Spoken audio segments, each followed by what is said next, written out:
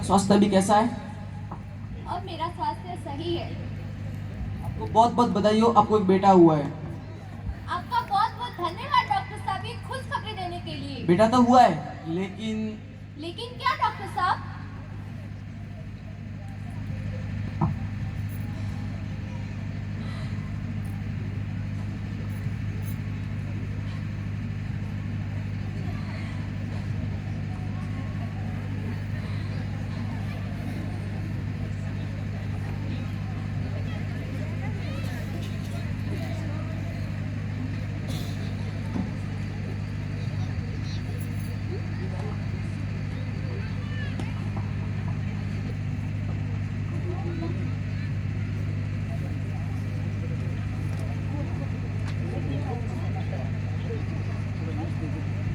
विद्यालय का दृश्य, बालक बड़ा होता है, अपनी माँ के साथ विद्यालय जाता है।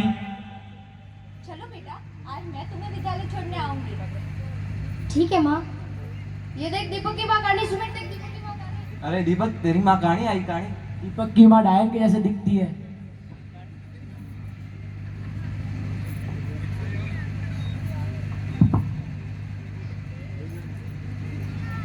तेरी माँ से डर नहीं लगता? वो कहानी है डायन की तरह दिखती है। डर नहीं लगता तुझे उससे? विद्यालय की घंटी बजने के बाद दीपक अपने घर पर जाता है। बेटा दीपक, हाँ माँ। आ गए तुम? हाँ माँ। क्या हुआ, इतनी उदास क्यों? माँ बस ऐसे ही। अरे बताओ ना, क्या हुआ? कुछ नहीं माँ, बस ऐसे ही। बेटा बताओ ना, क्या हुआ? माँ, तुम मुझे स्कूल छोड़ने आते हो तो सभी लड़के मुझे चिढ़ाते हैं कि तेरी माँ अंधी है, तेरी माँ डायन जैसी दिखती है, और ये सुनकर मुझे अच्छा नहीं लगता। तो अब कल से मुझे स्कूल छोड़ने मत आना। लेकिन बेटा, तुम अकेले विद्यालय कैसे जाओगे? माँ, मैंने आपको एक बार बोल दिया ना, स्कूल छोड़ने मत आना, मैं अकेला चला जाऊंगा। लेकिन बेटा, माँ, मैंने एक बार आपको बोल दिया ना, नहीं तो मैं स्कूल ही नहीं जाऊंगा अगर आप छोड़ने आओगे तो। अरे नहीं नहीं बेटा, मैं तुम्हें कल से विद्यालय छोड़ने नहीं आऊंगी, जैसी तुम्हारी इच्छा। बेटे की खुशी में ही माँ की खुशी है। ठीक है। समय की गुजरते दीपक अपनी माँ को विद्यालय लेकर जाता है। बालकों के द्वारा उसको छुड़ाया जाता है। ये बात दीपक को बड़ी खेद देती है और समय के चलते दीपक की प्रारंभिक शिक्षा पूर्ण हो जाती है। आगे के अध्ययन के लिए वह बाहर जाना चाहता है। दृश्य। माँ माँ, हाँ बेटा। मैं दिल्ली जाना चाहता हूँ। दिल्ली? दिल्ली क्या? माँ, मेरी विद्यालय की पढ़ाई तो पूरी हो चुकी है, तो आगे की पढ़ाई के लिए मुझे दिल्ली जाना पड़ेगा। लेकिन बेटा, तुम्हारा वहाँ पे ख्याल कौन रखेगा? अरे माँ, मैं बच्चा थोड़ी ना हूँ, मैं बड़ा हो चुका हूँ, अब मैं अपना ख्याल खुद रख सकता हूँ। नहीं बेटा, मैं भी तुम्हारे साथ आऊंगी। अरे माँ, तुम जिद करने लगी, तुम मेरे साथ नहीं आ सकती, मैंने है। कहा ना। ठीक है बेटा, गुस्सा मत करो, मैं नहीं आऊंगी, तुम दिल्ली जा सकते हो। ठीक है माँ, मैं चलता हूँ। बेटा, हमेशा हमेशा खुश रहना और अपनी माँ को याद करते रहना। ठीक है माँ। दीपक उच्च शिक्षा के लिए दिल्ली जाता है। माँ दीपक के प्यार में बिलखती है, दीपक को पत्र लिखती है।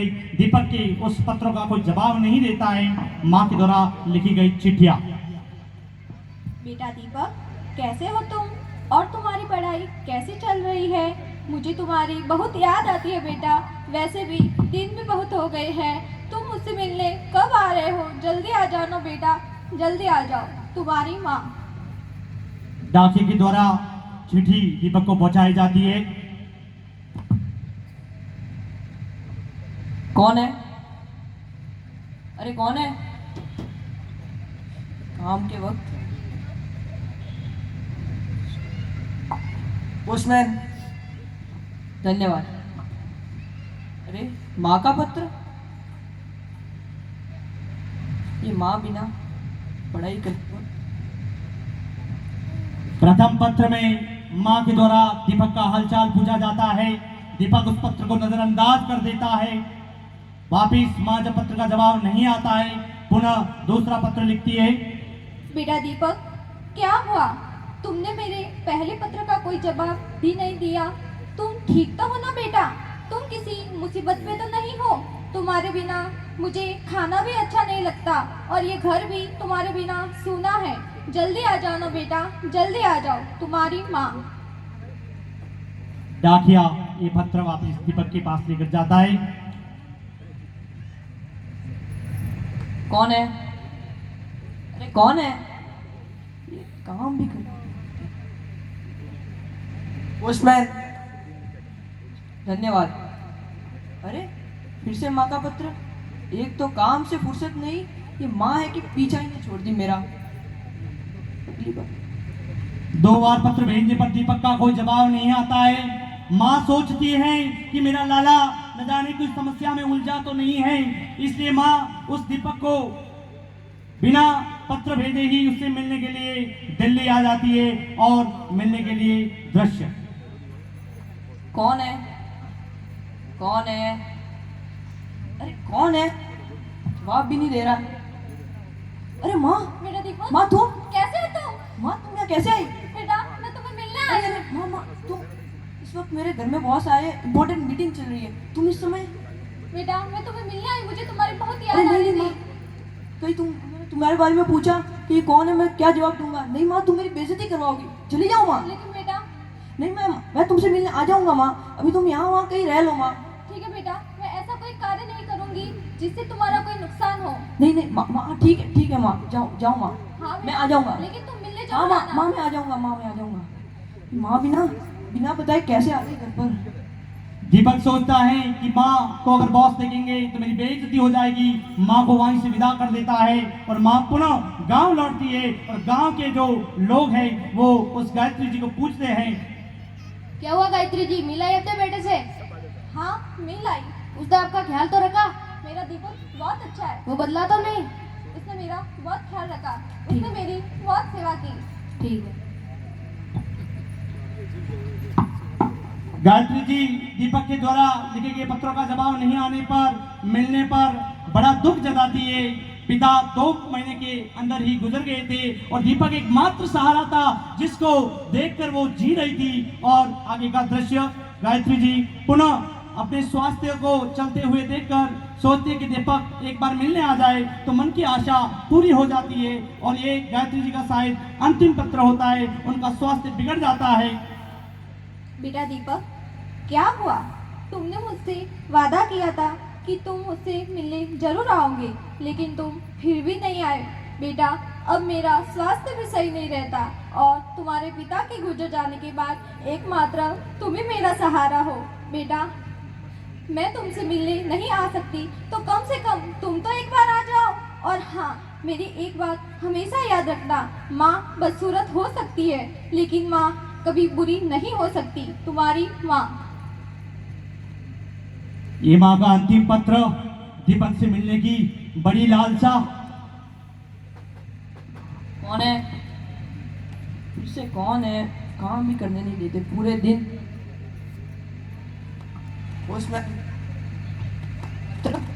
Thank you. माँ का पत्र। माँ पीछा क्यों नहीं छोड़ दी मेरा? अभी कहा था मिलने आ जाऊंगा, फिर भी इतने जल्दी पत्र लिख दिए।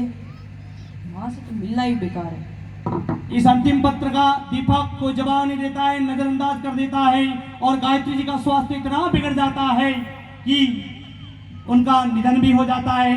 और निधन के तहत गांव वाले ये खबर दीपक को पहुंचाने के लिए पत्र भेजते हैं, घंटी लगाते हैं फोन के द्वारा। रिंग। Hello hello.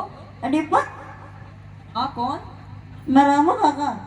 हाँ रामू काका बोलिए। बेटा दीपक, हाँ क्या हुआ? बेटा क्या हुआ रे घर? अरे क्या हुआ? क्या हुआ रे घर? अरे रामू काका अचानक क्या हो गया? हाँ माँ, बेटा टूट गया। क्या हाँ क्या कह रहे हैं आप? क्या कह रहे रे? हाँ कैसे क्या हुआ माँ को? माँ को क्या, तू घर पे आ, बात बताता हूँ तेरे को। मैं अभी आ रहा हूँ माँ। आजा आ रहा हूँ माँ। क्या आजा हुआ? आजा। अरे दीपक को अपनी माँ के निधन की खबर मिलती है और दीपक बड़ा बेहाल हो जाता है। अपनी पत्नी से गांव जाने के लिए कहता है कि चलो गांव। दृश्य। अरे सुनती हो? हाँ क्या अरे हुआ? जल्दी चलो, चलना है। क्या चलना है? अरे जल्दी चलो, बातों का समय नहीं है। चलना क्या है? अरे गांव जाना है। गाँव अभी की गाँव जाना है। अरे कैसे बताऊं मैं तुम्हें, मेरी माँ का निधन हो गया है। आपकी भी माँ थी? हाँ थी मेरी माँ। तो बताया क्यों नहीं? अरे मैं कैसे बताता मैं तुम्हें, बड़ी शर्म आती थी मेरी माँ से मुझे, कैसे बताता। माँ से कैसे शर्म?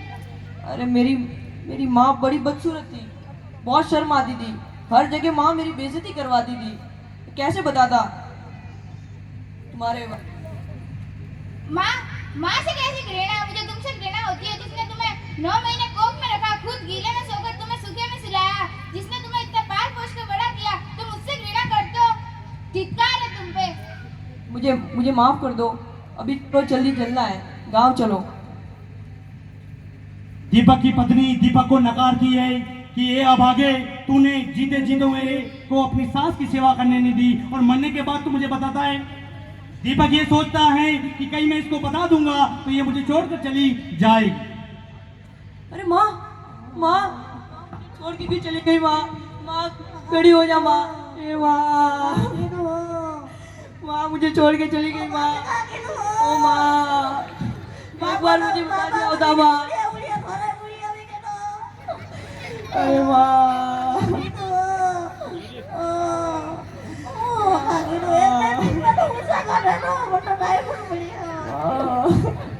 माँ मुझे छोड़ के क्यों चली गई माँ, एक बार मुझे बता दिया होता माँ।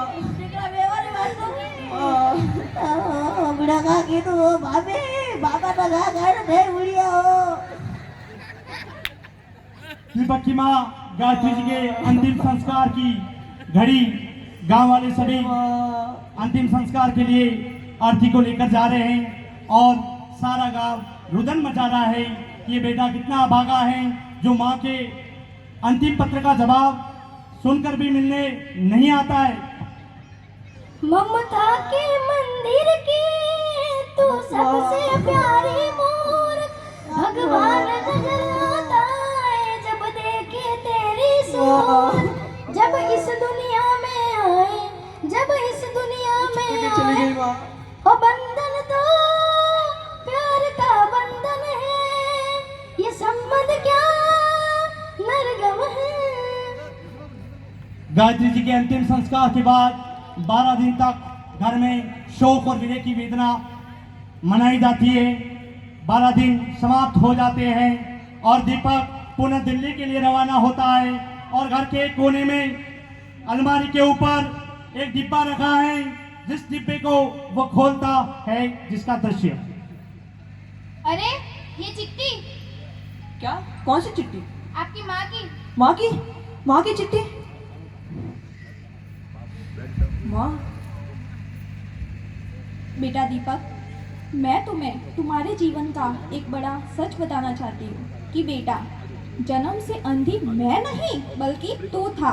जब तेरा जन्म हुआ था तब डॉक्टर ने कहा कि गायत्री जी आपका बेटा पूरी तरह स्वस्थ है, लेकिन उसकी एक आंख खराब है।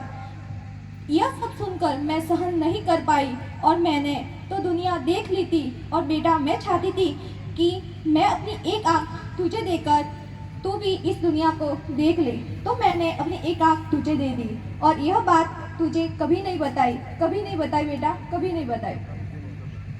माँ ये जन्म से अंधा मैं था, तू नहीं? ये बात तुमने मुझे क्यों नहीं बताई माँ, क्यों नहीं बताई? मैं हमेशा तुझसे नफरत करता रहा, तुझसे घृणा करता रहा, तुझसे शर्म आती थी, लेकिन तूने मुझे इतनी बड़ी बात छुपाई। माँ तू महान है, माँ तू महान है। माँ का पत्र पढ़ते ही दीपक को महान है। अपने किए पर पश्चाताप होता है। इसीलिए कहा गया है माँ मद मीठा, माँ है मक्खन, माँ से मलाई, माँ है मदराई, माँ मन्नत है, माँ है ममता, माँ नहीं तो ये जिंदगी है रुसवाई, ये जिंदगी है रुसवाई।